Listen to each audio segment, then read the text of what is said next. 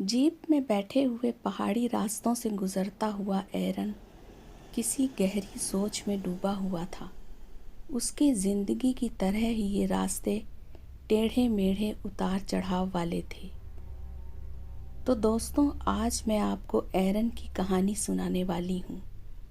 कहानी को आखिरी तक ज़रूर सुनिएगा ताकि आप भी जान सकें कि वाकई में एरन के साथ क्या कुछ घटा जिसने उसकी ज़िंदगी बदल कर रख दी। एरन अपने शहर से दूर गढ़वाल के इस इलाके में काम के सिलसिले में जा रहा था। उसे यहाँ पहाड़ी पर बने पैलेस में म्यूज़ियम के नक्शे बनाने का काम मिला था। पैलेस का केयर टेकर मानिक लाल उसे अपने साथ पैलेस ले जा रहा था, जो उसे पहाड़ी पर अपनी जीप के साथ खड़ा मिल गया था। रास्ते में कहीं कहीं मकान और सड़क पर पैदल चलते हुए कुछ पहाड़ी लोग दिखाई दे जाते थे। अब जंगल का इलाका आने लगा था और कुछ ही देर में पैलेस भी आ गया। यहाँ बिल्कुल वीरानी और सन्नाटा छाया हुआ था। पहाड़ी पर बने इस पैलेस के चारों तरफ घने पेड़ थे। 150-200 साल पुराने इस पैलेस की चमक आज भी कायम थी। पैलेस के पास खाली पड़ी ज़मीन पर म्यूज़ियम बनना था। मानिक लाल ने उसे पैलेस के बारे में बताते हुए कहा कि कल से उसके रहने का इंतज़ाम यहीं पैलेस में बने कमरे में ही हो जाएगा और अब से मानिक लाल पैलेस में रात में नहीं रुकेगा जैसे वो अब तक रुकता आया था। अब क्योंकि एरन यहाँ रहेगा तो पैलेस की देखभाल की जिम्मेदारी भी कुछ कुछ उस पे रहेगी। मानिक लाल ने उसे कॉन्ट्रैक्टर से भी मिलवा दिया जिसने उसे काम समझा दिया और अब जल्द ही काम भी शुरू होने वाला था। आज तो एरन के रुकने का इंतज़ाम मानिक लाल के घर पर ही था।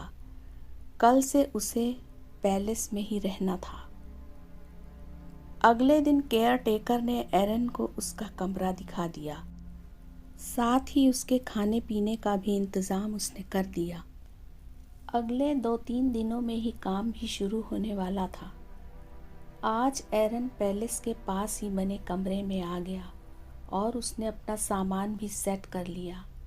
उसने सोचा कि अब उसे पैलेस में ही रहना है।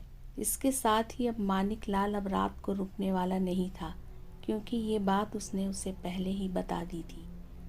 शाम को ही मानिक लाल पूरे पैलेस की लाइट जलाकर चला गया था। वैसे तो यहाँ दिन में भी काफ़ी सन्नाटा रहता था, पर रात में आलम कुछ अलग ही था। यहाँ एरन के सिवाय और कोई नहीं था। उसके कमरे की खिड़की से पैलेस की लाइट की रोशनी में चमक आ रही थी। एरन को आज पहली बार ऐसी जगह पर कुछ अजीब सा लग रहा था, पर यह उसका पहला अनुभव था। उसने फाइल उठाई और काम में लग गया। काफ़ी देर काम करने के बाद उसे हल्की नींद आने लगी और थोड़ी देर बाद ही वो बिस्तर पर लेट गया और जल्द ही उसे नींद आ गई। सुबह चिड़ियों की चहचहाट से उसकी नींद खुल गई। उसने कमरे के बाहर निकलकर चारों तरफ देखा।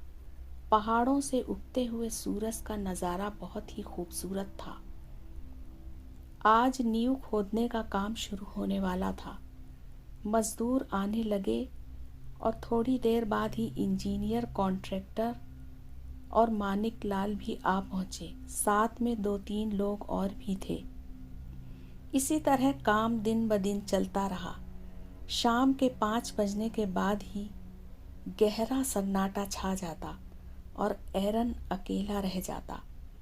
वैसे मानिक लाल उससे कई बार पूछ लिया करता था कि किसी तरह की कोई परेशानी तो नहीं है, अगर ऐसा कुछ हो तो मुझे बता देना। आज एरन का मन कुछ उदास था और चिंतित भी, क्योंकि शहर में अपनी बीमार माँ को उनके भाई के पास छोड़कर वो यहाँ चला आया था और उसे पिछला सब याद आ रहा था कि पिछले कई सालों का समय बहुत ही कठिन रहा था। एरन के पिता की अच्छी खासी रेलवे टूल्स बनाने की फैक्ट्री थी। मुनाफा ही मुनाफा होता था। पर कहते हैं कि सब समय एक सा नहीं रहता। कुछ समय बाद यानी 6 साल पहले भारी नुकसान उठाते हुए फैक्ट्री डूब गई। इसी सदमे से एरन के पिता की हार्ट अटैक से मौत हो गई। तब एरन आर्किटेक्ट की पढ़ाई कर रहा था। कमज़ोर माली हालत और फिक्रमंद रहने की वजह से माँ भी बीमार रहने लगी। इसी तरह कई साल बीत गए और डॉक्टरों के अनुसार 1 साल के भीतर ही डॉक्टरों के बताए हुए नुस्खे के अनुसार ही कहा गया था कि उसकी माँ की किडनी का ऑपरेशन होना है और ये जल्दी ही होना है। इन सभी मुश्किलों को सोचते रहने की वजह से एरन बहुत उदास था। वैसे बचपन से एरन को वायलिन बजाने का बड़ा शौक था। मीठी और दिल को छू लेने वाली धुनों को बजाने में माहिर वो स्कूल में कई बार इनाम जीत चुका था और यहाँ भी वो अपना वायलिन साथ लेकर आया था। उसने वायलिन को उठाया और अपनी पसंदीदा धुन बजानी शुरू कर दी, क्योंकि वो अक्सर ऐसा ही करता था जब वो परेशान होता था। रात के सन्नाटे में चारों तरफ वायलिन की धुन गूंजने लगी। अब एरन अक्सर ही काम खत्म होने के बाद कमरे में और कभी कभार बाहर कुर्सी पर वायलिन बजाने लगता और कुछ समय बाद जब काम ज़्यादा नहीं होता तो वो दिन में भी वायलिन पर अपनी धुन छेड़ देता। इन दर्द भरी धुनों को सुनकर काम करने वाले लोग भी ठिठक जाते। कभी कभार कोई एडवेंचर पसंद टूरिस्ट भी पैलेस को देखने आते रहते थे और वो भी वायलिन पर एरन की धुन सुनने लग जाते थे, क्योंकि उसकी धुनें होती ही इतनी दिलकश थीं। रोज़ की तरह आज शाम को एरन वायलिन बजाने के लिए उठा तो उसे वायलिन के तार कुछ ढीले लगे। उसने तारों को कसना शुरू किया, तभी एक तार टूट गया और एरन के लिए तो ये बहुत बुरा हो गया, क्योंकि इस वीरान और सन्नाटी जगह पर वायलिन ही उसका एक सहारा था। पर शायद किस्मत को यही मंजूर था। उसने टूटे तार वाला वायलिन उठाया और उसे पास के ही स्टोर रूम में रखने चल पड़ा। वहाँ उसने अपने वायलिन बैग में उसे रख दिया और वापस मुड़ गया।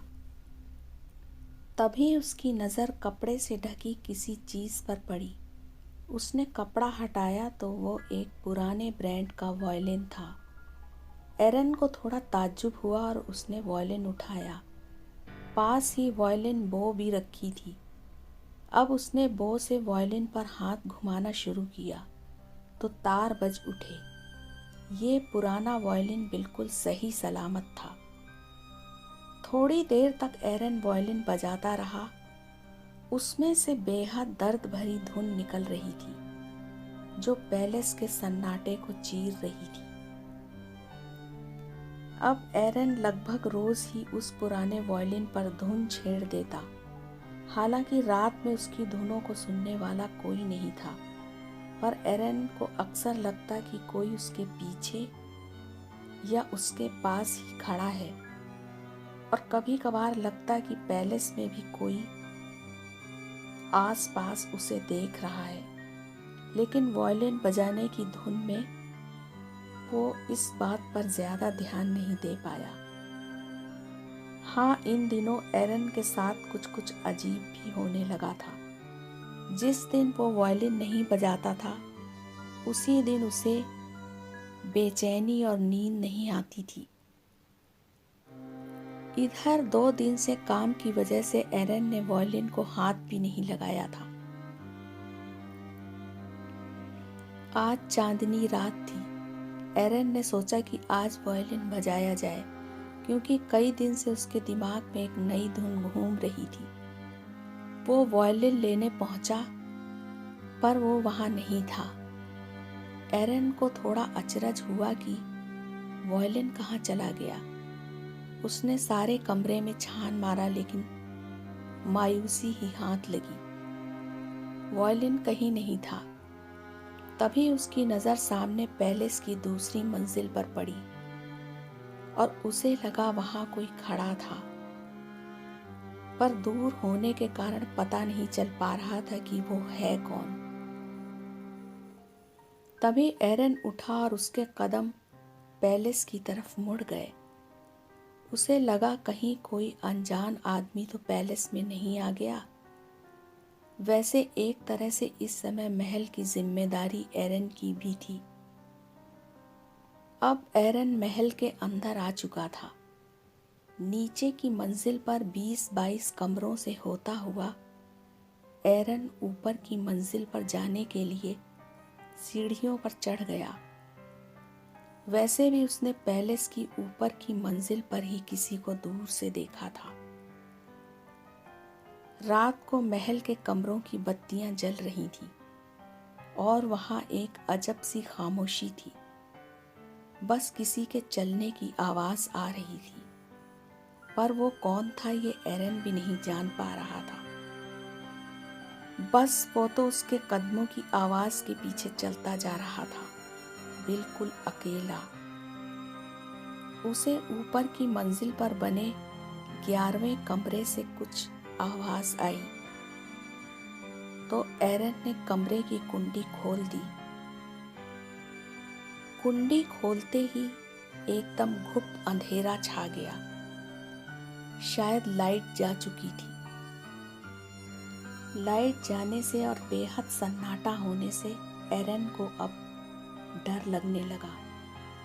ये डर किसी इंसान के हमले का नहीं था, बल्कि विश्वास न करने के काबिल किसी और का ही डर था।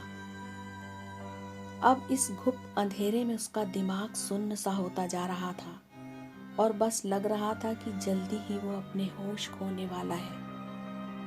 बाहर पेड़ों के पत्तों की तेज खड़खड़ाहट और हवा के अलावा कमरे से कुछ अजीब सी आवाज आ रही थी। तभी कुछ पलों के बाद कमरे में रोशनी हो गई। लाइट आ चुकी थी। एरन की निगाह ठीक दीवार पर लगी एक बड़ी तस्वीर पर पड़ी, जो वायलिन बजाते हुए किसी शख्स की थी।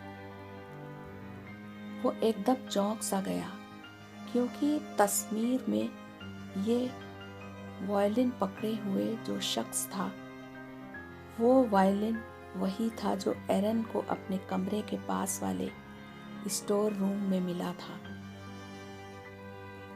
एरन कुछ देर वैसे ही खड़े का खड़ा रह गया। तभी उसकी नज़र ज़मीन पर पड़ी, जहां वही वायलिन रखा हुआ था। कुछ सोचकर एरन ने उसे उठा लिया और तस्वीर को मुड़ मुड़ कर देखता हुआ वापस चल दिया। इस कमरे की कुंडी लगाकर वो वापस अपने कमरे की तरफ आ गया। कमरे में आकर उसका डर कुछ कम हो चला था और उसने वायलिन उठाया और उसे बजाता रहा। शायद महल की खामोशी, वीरानी और किसी और को भी वो अपना जादुई संगीत सुनाने वाला था, ऐसा लग रहा था। अगले दिन सभी लोग सुबह ही आ गए थे। काम अब खत्म होने की कगार पर था। 5 महीने ऐसे ही निकल गए थे। अब तो एरन के पास कुछ ज्यादा करने को भी नहीं था। शायद जल्दी ही उसे छुट्टी भी मिलने वाली थी। अगले हफ्ते तक 6 महीने के इस प्रोजेक्ट में केवल 5 महीने में ही म्यूजियम बनकर तैयार हो चुका था और अब ये पैलेस और भी ज्यादा टूरिस्ट अट्रैक्शन का केंद्र बनने वाला था। आज दोपहर में एरन एक बड़े पत्थर पर बैठकर अपनी नई धुन बजा रहा था। तभी उसे पीछे से अपने कंधे पर किसी के हाथ का दबाव महसूस हुआ। उसने पीछे मुड़कर देखा तो मानिक लाल 2 लोगों के साथ खड़ा हुआ था। उसने एरन का परिचय उन अजनबियों से कराया। ये टूरिस्ट थे। उन टूरिस्टों से मुलाकात होने के बाद तो एरन की जिंदगी बदल गई। उसे म्यूज़िक कॉन्सर्ट का एक बड़ा अच्छा खासा ऑफ़र मिल गया।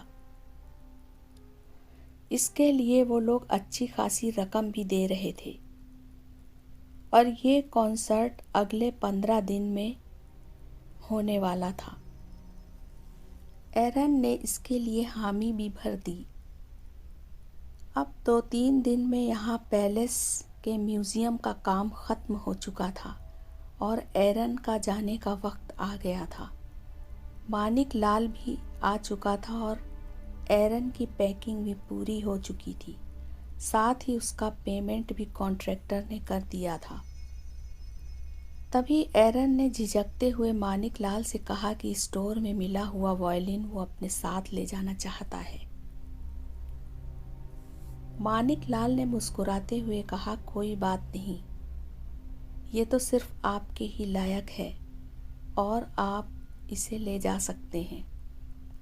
बस जाते जाते एक बार इसे बजाकर जाइए तो ज़्यादा अच्छा रहेगा।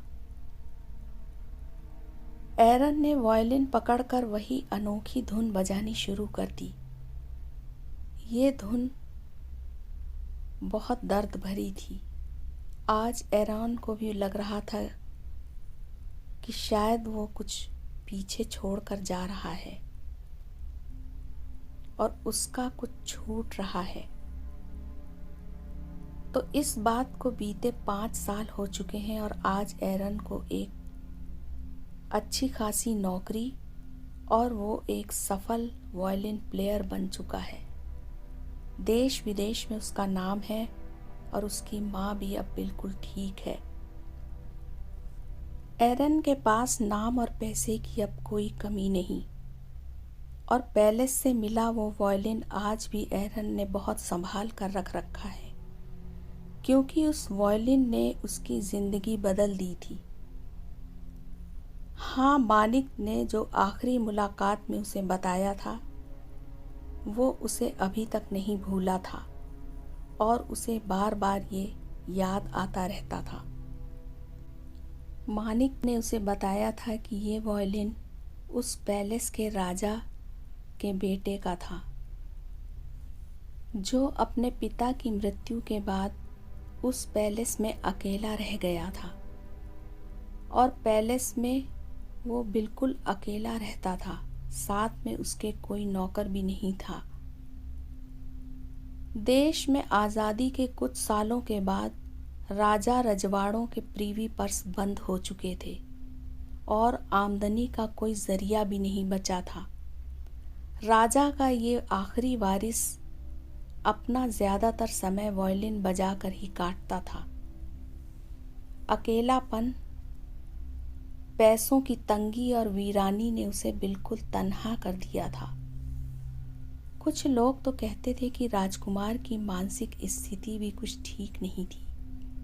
तन्हाई के इस आलम में जाने किस कारण से उन्होंने पैलेस की छत से कूदकर मौत को गले लगा लिया था। पर हाँ, उन्होंने अपना ये वायलिन बहुत संभाल कर स्टोर रूम में रख दिया था और ये आपके काम आ गया।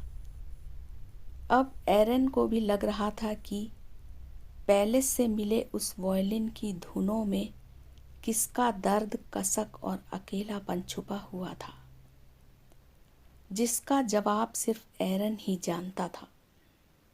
तो दोस्तों, आज की कहानी कैसी लगी कमेंट्स बॉक्स में मुझे ज़रूर बताइएगा।